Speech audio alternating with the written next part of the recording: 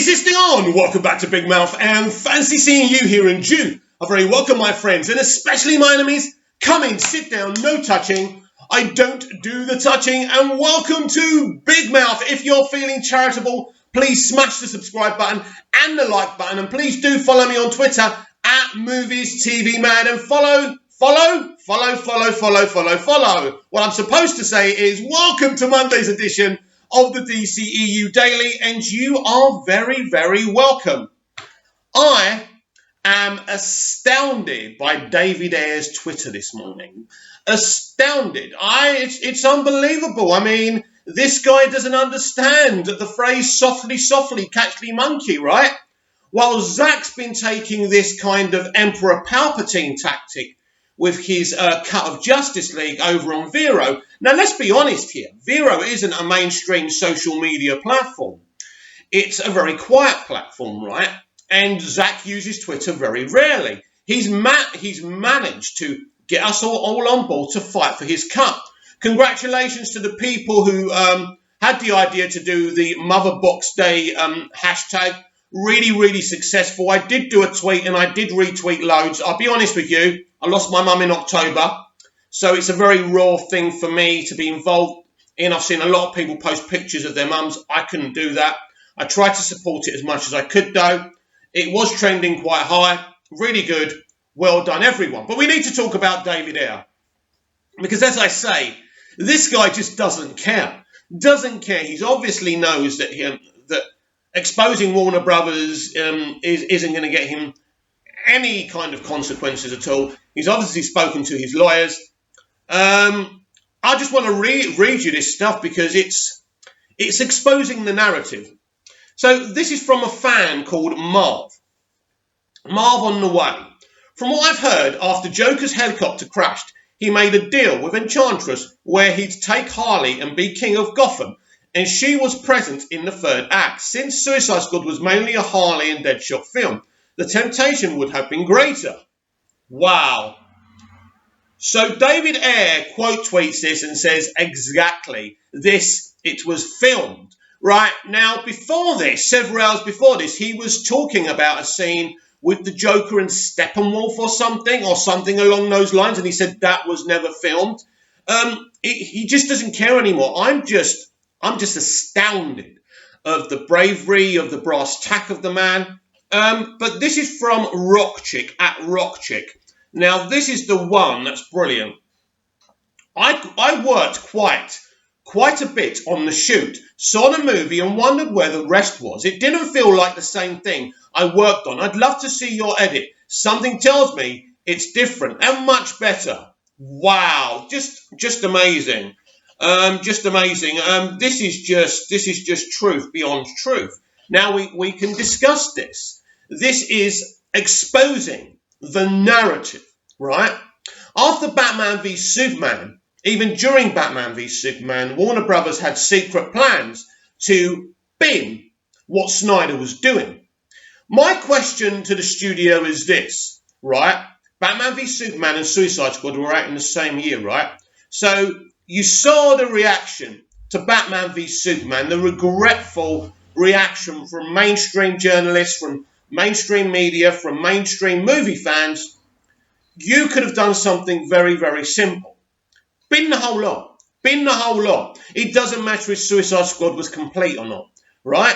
You could have binned Suicide Squad and you could have binned Justice League, right? And you could have started again. You could have brought in another director to do Suicide Squad, or delay or postpone Suicide Squad for longer down the franchise's lifeline, right? Easily. Justice League, you could have binged Justice League. It doesn't matter how far Zack was into production. That would have been kinder to him and better as a business, right? More logical. If you binge Justice League, brought in Joss Whedon and say, fill your boots, mate, do what you want. But you didn't do that. You decided it would be better to basically cancel most of David Ayer's movie and kind of reshoot stuff that you decided you wanted in that film, right? And the film still made a lot of money, amazingly. And then with Justice League, you did the same thing. Because you got away with it with Suicide Squad and you made just under 800 million. which was brilliant for a film like Suicide Squad, you thought, right, we've got a mess here. We keep on asking him to rewrite it. He keeps on doubling down and making it darker and more compelling and more darker, right? So we can't work with this guy. We're going to dump him. We're bringing Whedon and he'll have to reshoot it. It worked for Suicide Squad. Why not? And this is the thing, right? And it didn't work. Not only didn't it work with Justice League, it was a calamity.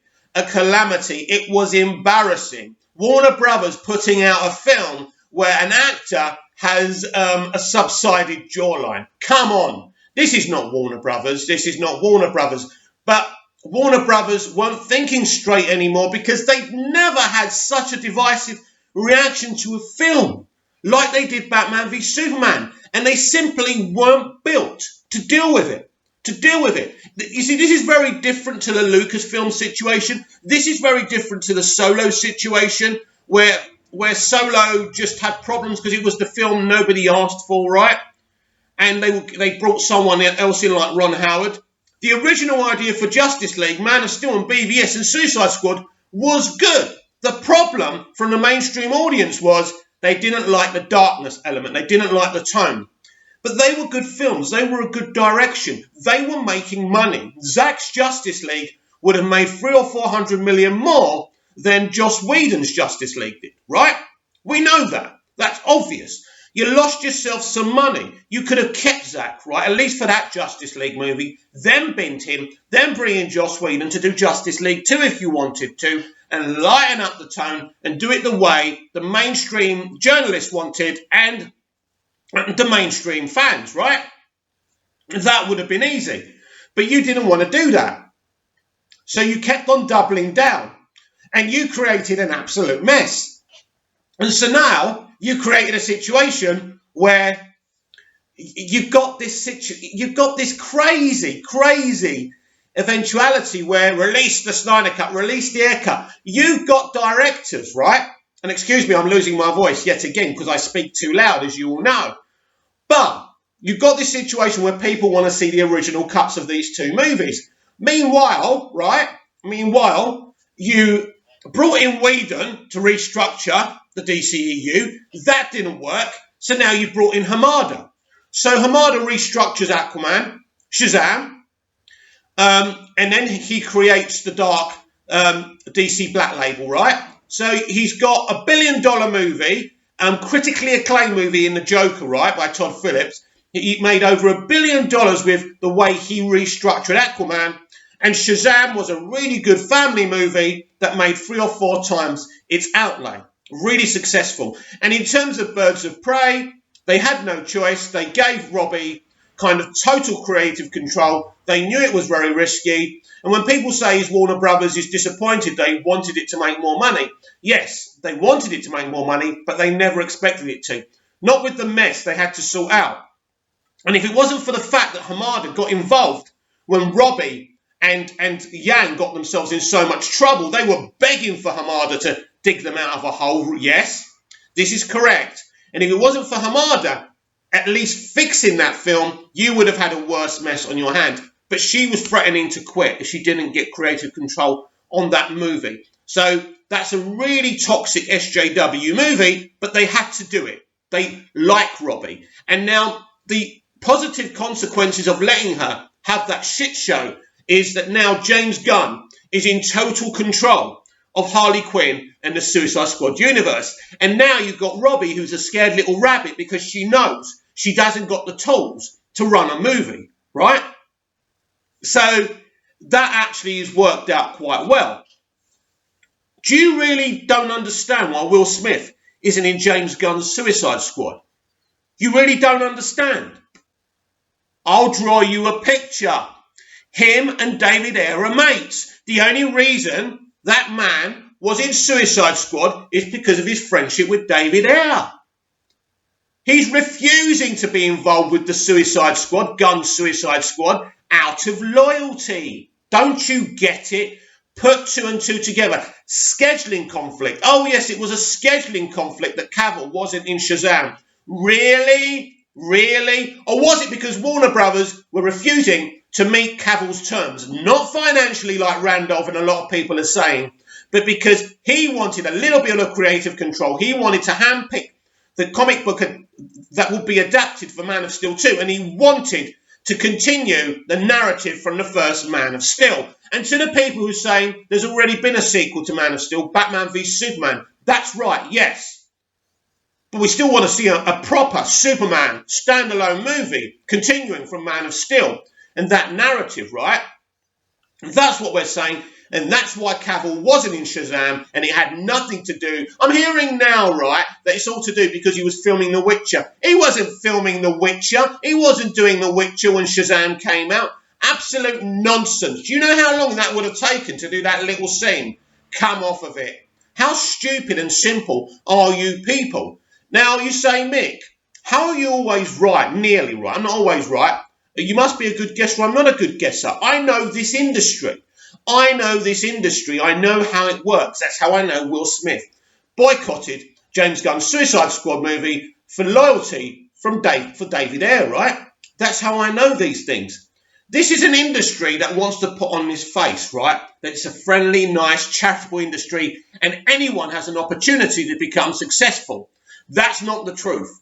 They are not nice people, and it is a closed door unless you have the same DNA as them or you have relatives who are already working in the industry. This is the truth of the industry. All you have to do is watch the end credits and see the surnames, and then you'll get it. You'll get it just by looking at the surnames. In fact, it's such an enlightening exposure into the entertainment industry when you do see those surnames, right? And they all have a certain ring to them, right? This isn't an industry for anyone. I couldn't waltz in Hollywood and become a star if I was talented enough. It's not about talent. It's about your surname. It's about your links. An industry like that. And all this, oh, I love this director, he's so good, he's such a nice person. I do it. I look up to directors. We all look up to Zack Snyder. But the truth is, Zack Snyder is a really good director. I really like him. But he's never going to be my mate. I don't want to be his mate, and he doesn't want me to be his mate. But I respect him and admire him. We're so obsessed with having some kind of link with the people who entertain us. We don't get it. They're probably not the best people. We're not the best people, right? And this is why there's this divisive thing with us and famous people right now, because they're constantly talking down to us, and we're exposing the fact that the entertainment industry is actually a little clique, right? A little clique, and unless you're part of that clique, related to the clique, or got the same DNA as that clique, you are never getting through that gate. Do you understand? David Ayer made a movie, right? And he's part of that clique. Snyder is part of their clique, right? He has the same DNA, he has the connective tissues, he has the link, same as Gal Gadot.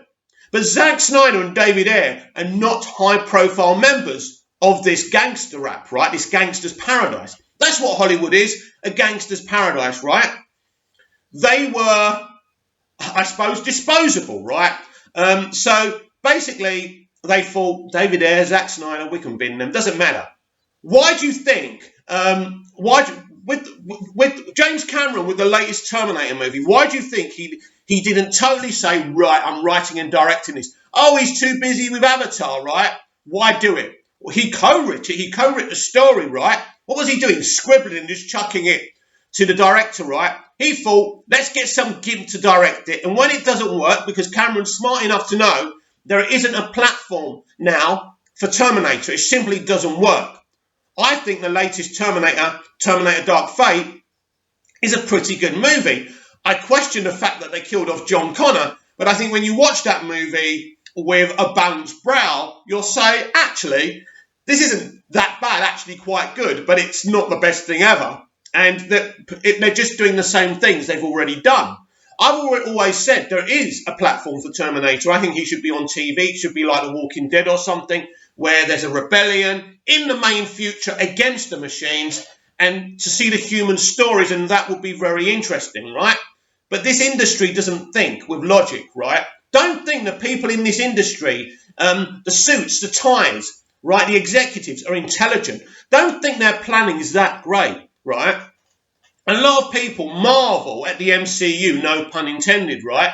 It's so organised, it's so smart. It's not smart at all, right? Feige had this idea to create a cohesive, connective universe. Now, for 3 or 4, maybe 4 movies, it didn't work. It only worked when Avengers happened, and they happened to get it right. And when they got Avengers right, and Avengers isn't the greatest film ever, it's a good, bright, okay, entertaining film. But by accident, because of the reaction to that, they were able to make other films. If you even look at the films after of the first Avengers, right, that was lauded for creating this amazing, cohesive superhero universe. Iron Man 3, not a great movie. Thor 2, not a great movie. I can go on, right? But somehow, because of the illusion that all of a sudden Kevin Feige was King Feige and he could do no wrong, no matter what crap they put out there, they were getting away with it. So when you get to Infinity War, it looks like they had this plan. But then when you look at Star Wars, right, this sums the entertainment industry up. They are so obsessed with their ideologies and their politics, they get it wrong. They misunderstood the atmosphere with Star Wars. When The Force Awakens came out, we were hungry for more Star Wars. We enjoyed that movie. In fact, I think Force Awakens starts in a good place, right? But then they say, I know. Fuck the guy who's got a plan, J.J. Abrams. Stand aside, J.J. We're going to bring in Ryan. Just do what you want with the second movie, mate. Don't forget about connective tissue or anything like that. It'll be fine. It wasn't fine. It caused Solo to be a flop because Solo, I think, is a solid, okay film. The film nobody asked for, right? They don't know what they're doing. They are governed with their passions. They are governed with their passions and not their heads. Now, when I was growing up, Hollywood was a well thought out place. They had a variety of films for a variety of people. They cared that they were entertaining everyone because they knew if they satisfied every single customer, they would come back for more. And that's why Hollywood was a very, very wealthy place. Even in the 30s and the 40s and the 50s, right? A variety of film. But the 80s and 90s and early noughties, that's what they were doing. Then all of a sudden they said, well, actually, I'll go beyond that. The destruction of Hollywood movies started in the early 2000s with the inception of Smallville, 24, Alias, Prison Break, Lost, right? And then later on Game of Thrones. They realised they could make a lot more money through putting big budgets into TV shows and making them theatrical quality, right? They can make lots more money. At first they were selling the DVDs, then the Blu-ray box sets. They were airing them for sponsors on broadcast networks, right? It became a very bigger money-making thing than movies did. So already movies had a problem because all the talented people working in movies went to TV. Then all of a sudden movies had a problem. Then all of a sudden we had the influx of superhero movies, X-Men, Raimi's Spider-Man, Smallville on the small screen, of course. All of a sudden, superheroes became fashionable. Fuck it. Well, this answers our problem now. We don't need talented people in the film industry anymore. You keep them on your tellies, right?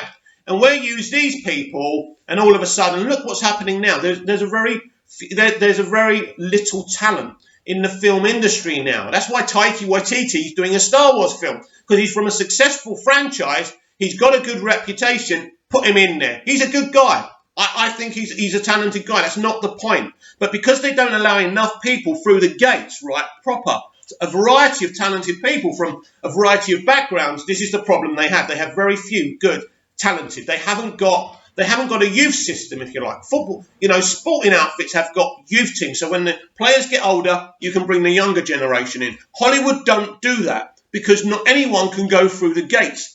So this is the problem they now have. And since the election of Trump, a man I have no time for whatsoever, they have gone nuts.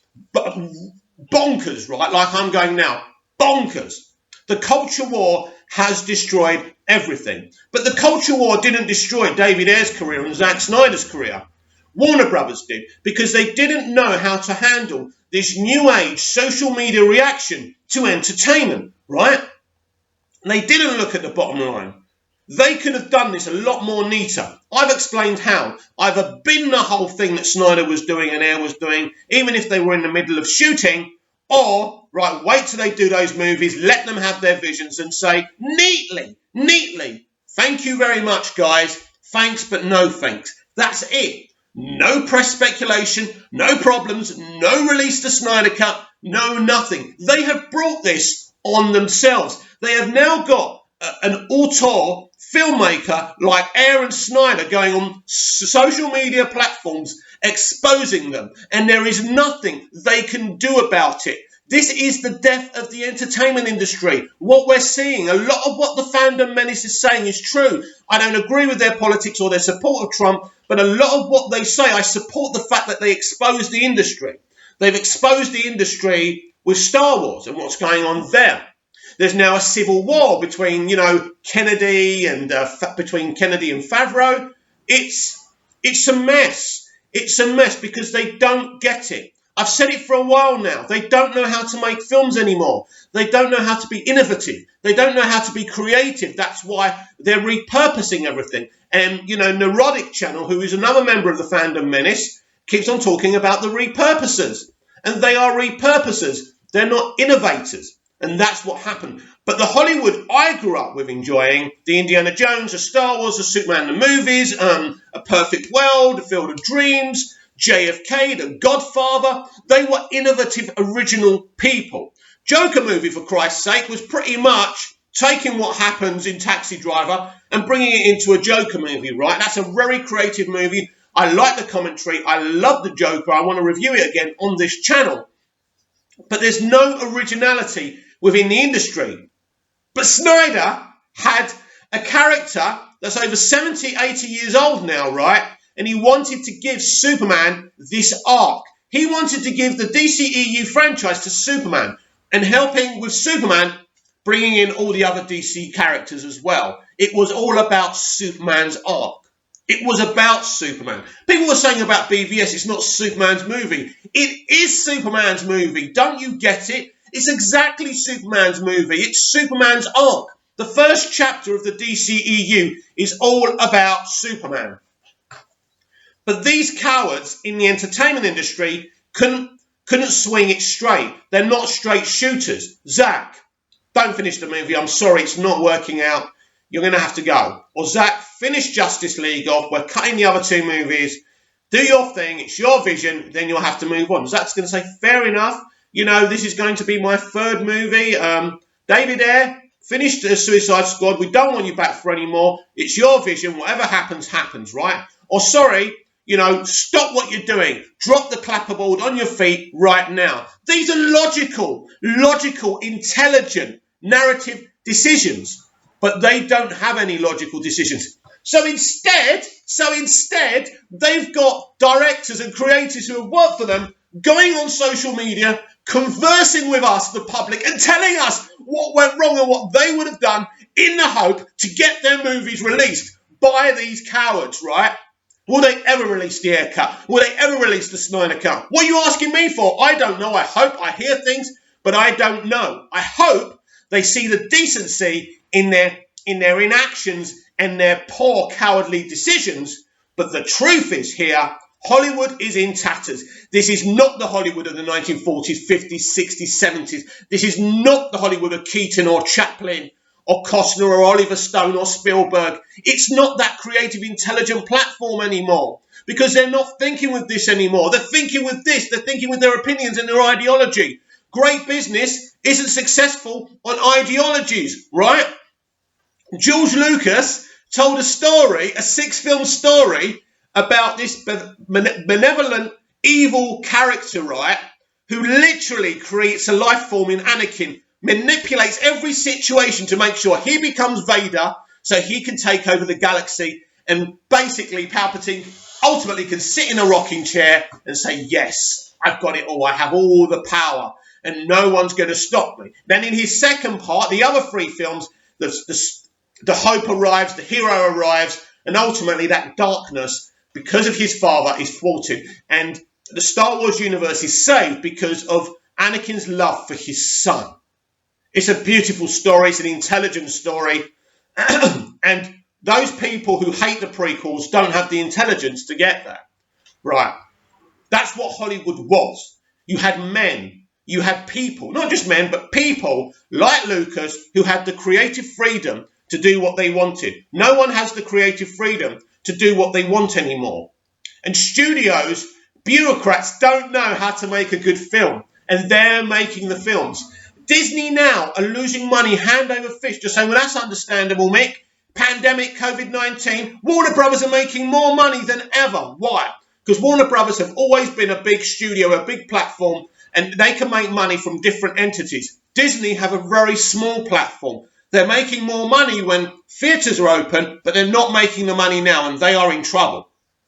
And Warner Brothers, whatever I say about them, at least they understand when to back off. They tried to stop Zach, they tried to stop David through, people, their friends, the journalists, right, the shills, but it hasn't worked, right?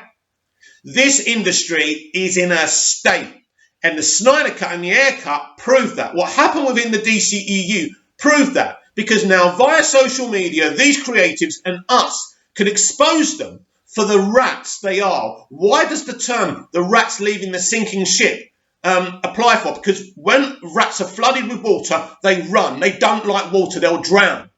We are the water, and the entertainment industry are the rats, where it's in terms of SJW, hateful, anti-toxic commentary against men, or what they did to Zach and David.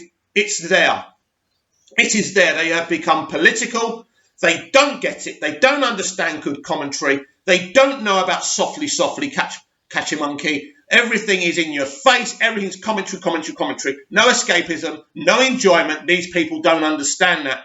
And this is why we stand here today saying release the Snyder Cut, release the Ayer Cut, worrying what they're going to do with the DCEU. Is there a plan? Is there a canon change in Wonder Woman 84? Why is the Flash movie a Flashpoint movie? What are they planning? You don't know. I kind of know. But wow. So that's why I'm angry. And that's why by seeing these posts, everyone's saying, oh, this is amazing. It's not amazing. It's embarrassing for the entire industry. It's embarrassing, everyone. It's no good.